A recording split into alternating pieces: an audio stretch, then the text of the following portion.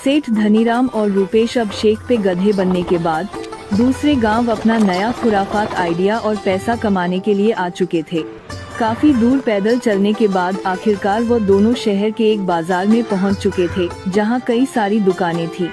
तभी रूपेश कहता है, सेठ जी, भूख के मारे मेरे पेट के चूहे कूद कूद के मर चुके हैं, क्यों ना कुछ नाश्ता कर लिया जाए। अच्छा, तुझे नाश्ता करना है ना, तो चला मेरे साथ। धनीराम सेठ पास की ही एक समोसे के दुकान पर पहुंचे, जहां स्वादिष्ट और गर्मा गर्म समोसे बन रही थी, जिन्हें देखकर रूपेश मुंह से लार टपकने लगी। आओ, दुकान के बगल में खड़े हो जाओ और इत्मीनान से जलेबी की महक लो। तभी रूपेश आंखें बंद करके स्वादिष्ट समोसे की महक लेने लगा। फिर सेठ धनीराम ने कहा,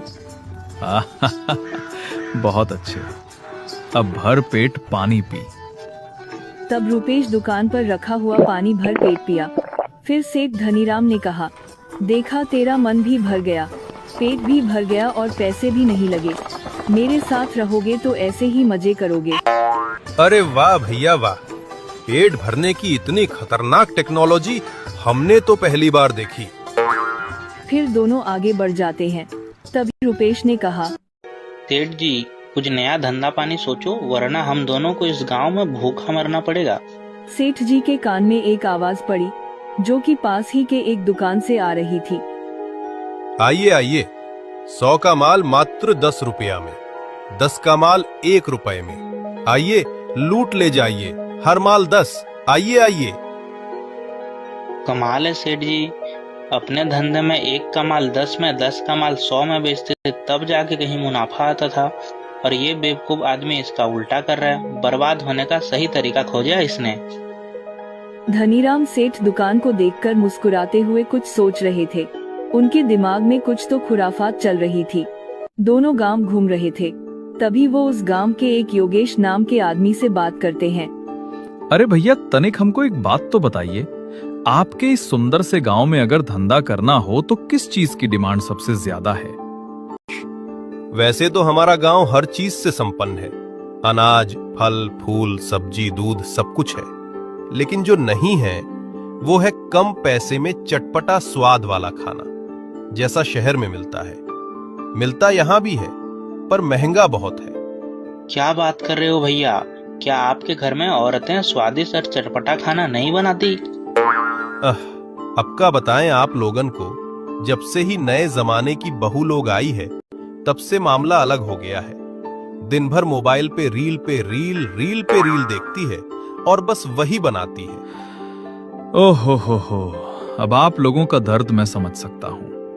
अब खैर, आप लोग चिंता मत कीजिए, भगवान ने चाहा तो आप लोगों को स्वादिष्ट भोजन की इच्छा भी पूरी हो जाएगी। हाँ। फिर वो आदमी चला जाता है। धंधा करने के लिए ये जगह एकदम सटीक है। तो कुछ समझा, हम यहाँ किस चीज का धंधा कर सकते हैं? हाँ बिल्कुल समझ गया सेठ जी, हम लोग भी यहाँ आलू बेचेंगे। आलू खाओ, आलू ले लो, अभी ट्रेंड चल रहा है ना। छुप कर बेवकूफ। और मेरा प्लान है, हम यहाँ 1 रुपए की अंडा बिरयानी का ठेला लगाएंगे, समझे? 1 रुपए की अंडा बिरयानी? तब तो हमें चावल गिन के देने पड़ेंगे, क्यों सेठ जी? और मुझे तो 50 से ऊपर की गिनती आती ही नहीं है। अरे मेरे 2G के दिमाग वाला, तू मेरे साथ साथ आ और देखो मेरे दिमाग का कमाल। दोनों फिर एक पेंटर की दुकान पर खड़े थे। फिर सेठ ने पेंटर से कहा, और एक वाली अंडा बिरयानी का बोर्ड बनवा लेता है। सेठ ने एक सस्ता सा ठेला लिया। फिर बर्तन की दुकान पर बिरयानी बनाने वाले बर्तन, और सबसे आखिर में बिरयानी बनाने के लिए राशन की दुकान से कच्चा माल और मंडी से सब्जियां, सब सामान लेकर दो एक घर पहुँचे। अगले दिन सेठ धनीराम का अंडा बिरयानी का ठेला चौराहे पर लग चुका था। बड़े से साइन बोर्ड पर लिखा था, एक की स्वादिष्ट चटपटी अंडा बिरयानी। उसके नीचे भी कुछ लिखा था जो साफ साफ नजर नहीं आ रहा था। उधर सेठ धनीराम से बोल रहे थे, रुपेश, मैंने बिरयानी बनाने का पूरा तरीका अच्छे से समझा दिया है। इस बार कोई भी गड़बड़ मत करना, समझा? अब तू लगन से ऐसी अंडा बिरयानी बना कि बस गांव वाले दीवाने हो जाएं, दीवाने। आप टेंशन बिल्कुल भी ना लो सेठ जी। फिर रुपेश ने बड़ी सी हांडी चढ़ाकर बिरयानी बनाना शुरू किया। बर्तन में गया सबसे पहले सरसों का तेल, फिर गया गरम गरम मसाले, फिर इन सबको ईमानदारी से पकने देंगे। लगभग 1 घंटे की मेहनत के बाद रूपेश ने स्वादिष्ट अंडा बिरयानी तैयार करके ठेले पर सजा दी। उसकी भीनी खुशबू चारों तरफ फैलने लगी। फिर सेठ धनीराम ने कहा, अरे वाह मेरे पैदाइशी हलवाइयों, बिरयानी की महक से ही पता चल गया है, बड़ी ही लजीज बनी है। कुछ ही देर में बिरयानी की महक से गांव वाले ठेले के पास जमा होने लगे। फिर एक आदमी आशीष ने आगे आते हुए कहा, मुझे तो सचमुच अपनी आंखों पर विश्वास नहीं हो रहा। क्या सच में 1 रुपए की अंडा बिरयानी मिलती है? अरे हाँ भाई, ये बिल्कुल सच है। अपना नाम बताइए और 1 रुपए में स्वादिष्ट चटपटी अंडा बिरयानी खाइए। 1 रुपए की अंडा बिरयानी सुनकर गांव वाले टूट पड़े बिरयानी खाने। तभी महेश और जौहन नाम के आदमी कहते हैं, अरे भैया, हमका भी दे दो 1 प्लेट अंडा बिरयानी। अरे मुझे तो 1 नहीं 5 प्लेट बिरयानी खानी है। हट जाओ तुम सब। भैया, सबसे पहले मुझे दो। अरे आराम से भाइयों, बारी बारी से पैसे दो। अपना नाम बताओ और बिरयानी खाओ, सबको मिलेगी। हाँ, घबराओ मत। 30 किलो चावल की बिरयानी देखते ही देखते दोपहर तक खत्म हो गई। फिर सेठ धनीराम ने आज का हिसाब जोड़ना शुरू किया। 1, 2, 3, पूरे 80। हमने आज कुल 80 प्लेट अंडा बिरयानी बेची। हे धन के देवता, इस धनीराम पर ऐसे अपनी धन की वर्षा करते रहना। उनकी बातें सुनकर रुपेश अपना सिर खुजाने लगा और कहता है, सेठ जी, आपने 1000 का माल 80 में बेचा। मुझे तो लगता है आपके दिमाग का कोई पेच ढीला है। नहीं, ढीला नहीं बल्कि खुल के गिर गया है। अरे हट, तुझको बाद में पता चलेगा कि हमने क्या किया है। अब बस फटाफट ठेला बढ़ाओ और कमरे पर चलो। अगले दिन 1 रुपए की बिरयानी का ठेला फिर लग चुका था। गांव के कई सारे लोग बड़े चाव से बिरयानी का मजा लेते हुए आपस में बातें कर रहे थे।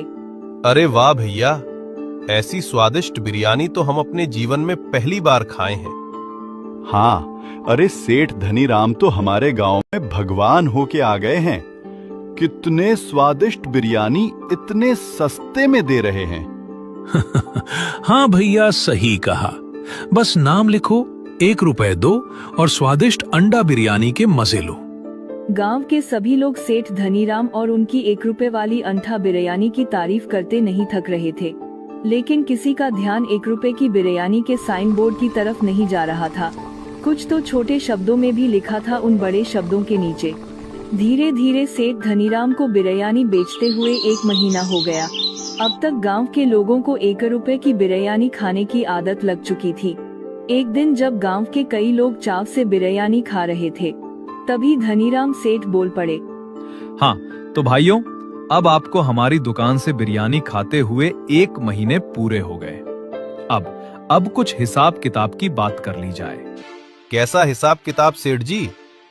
अरे बिरयानी का हिसाब और क्या।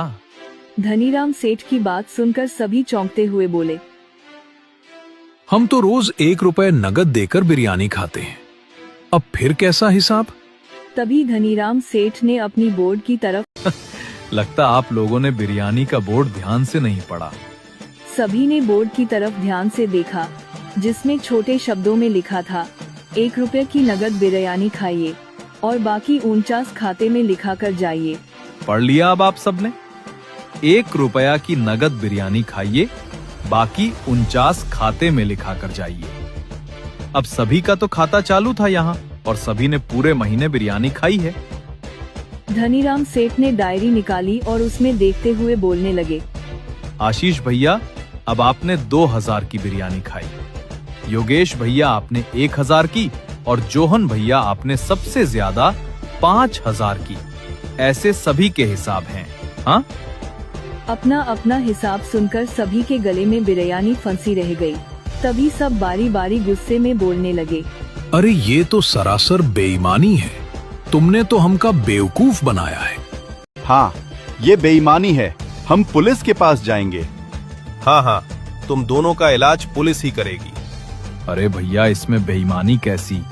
बेईमानी तो तब होती ना जब मैंने अपने बोर्ड पर यह बात लिखी ना होती। अब बोर्ड छोटा था तो मैंने छोटा लिखवाया। वैसे भी ₹1 की बिरयानी सबको लिखी हुई नजर आ गई, मगर नीचे लिखी हुई पैसों की बात किसी के नजर नहीं आई। धीरे धीरे झगड़ा बढ़ने के कारण वहां पुलिस वाले भी आ गए, मगर जब उन्होंने भी पूरा माजरा समझा तो वह भी किसी नतीजे पर नहीं पहुंच पाए। कुछ दिनों तक सेठ धनीराम और गांव वालों का झगड़ा यूं ही चलता रहा। रुपेश लोगों के यहाँ रोज जाकर पैसे की वसूली करते और लोग उन्हें पैसे देने से मना करते। सेठ धनीराम ने गांव वालों को कोर्ट केस करने तक की धमकी दे डाली थी। जब मामला कहीं से भी नहीं सुलझा तब आखिरकार मामला डीएम साहब के पास पहुंचा। डीएम साहब ने गांव वालों का और सेठ धनीराम का बयान बड़े ध्यान से सुना और फिर गंभीरता से सोचने के बाद बोले, दोनों पक्ष का बयान सुनने के बाद मैं इस नतीजे पर पहुंचा हूं कि धनीराम सेठ ने अपने साइन बोर्ड पर नियम और शर्तें तो लिख रखी थी, लेकिन उन्हें पहली नजर में पढ़ पाना आसान नहीं था। ऐसी स्थिति में इसे एक भ्रामक प्रचार समझा जाएगा, इसलिए धनीराम को ग्राहक द्वारा पूरा भुगतान नहीं मिल सकता। हाँ, लागत दर और मेहनत पर उनका अधिकार कायम समझा जा सकता है। आप लोगों ने ₹1 की बिरयानी के नाम पर बिरयानी खाना तो शुरू कर दिया, मगर लालच के चलते अपनी समझदारी का परिचय नहीं दिया कि ये आज की महंगाई के दौर में संभव नहीं। महीने के हिसाब से उनका खर्च आप सबको ₹1000 धनीराम सेठ को देना पड़ेगा। डीएम साहब के आदेश पर सभी गांव वालों को सेठ धनीराम को 1000 देने पड़े। डीएम ऑफिस से लौटते हुए सेठ गांव वालों से मिले पैसों को गिनते हुए बोले, चलो भागते भूत की लंगोटी ही सही, लंबा मुनाफा ना सही, लागत और मेहनताना तो वसूल हो गया। सेठ जी, मगर आपका भांडा तो गांव वालों के सामने फूट गया है। अब हम लोग कौन सा धंधा करेंगे और कहाँ जाएंगे? तो चलो फिर से कोई नई जगह, फिर से कोई नया धंधा है, क्या समझे?